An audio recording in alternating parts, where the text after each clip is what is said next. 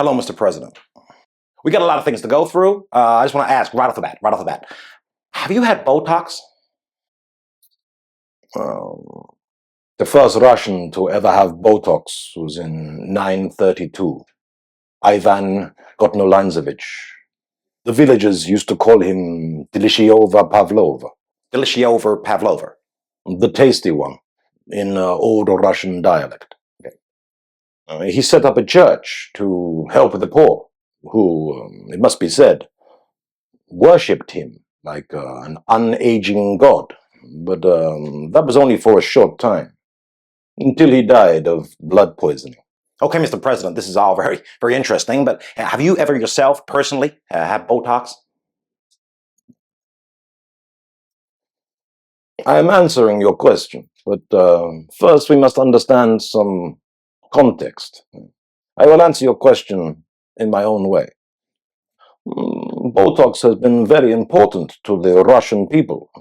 It is in our veins. Yeah, it certainly is. The power of youth is an eternal truth.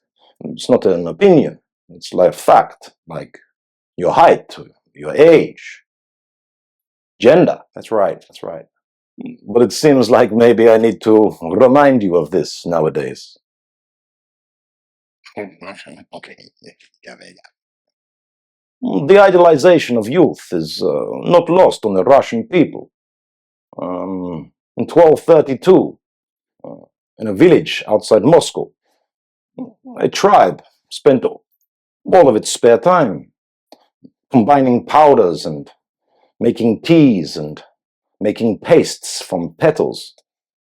Also, they could find a potion to prevent the skin from aging. Did they find it? No. The tribe died out after neglecting the hunting and farming. Oh, right. So Russians are against Botox? No, Mr. Tucker. The Russian people learned balance. We learned moderation.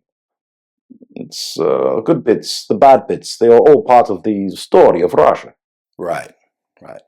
And we Russians must remember that youth is something to admire, and it would be inconsistent of me. It would be insulting to the Russian people if I did not make every reasonable effort to maintain my youthful appearance. How many have you had? How many shots? It's hard to say. Roughly. 27. You claim that you've sued for peace with Ukraine and that it's not Russia's fault that an agreement hasn't been reached? We had the Minsk agreement.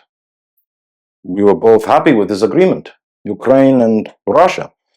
But then Boris Johnson met with Zelensky and told him, no, you must keep on fighting. No, hang on. What hogwash? What a bedazzling bouquet of balderdash. Bosh, bilge, blather, baloney. Boris Johnson is like a bojo, and his interference into the Minsk agreement was toxic. So, bojo and toxic. Botox. That was a video. If you want to see any more of this mad lot, it might be worth hitting the notification bell and subscribing, liking and sharing the channel. Thanks.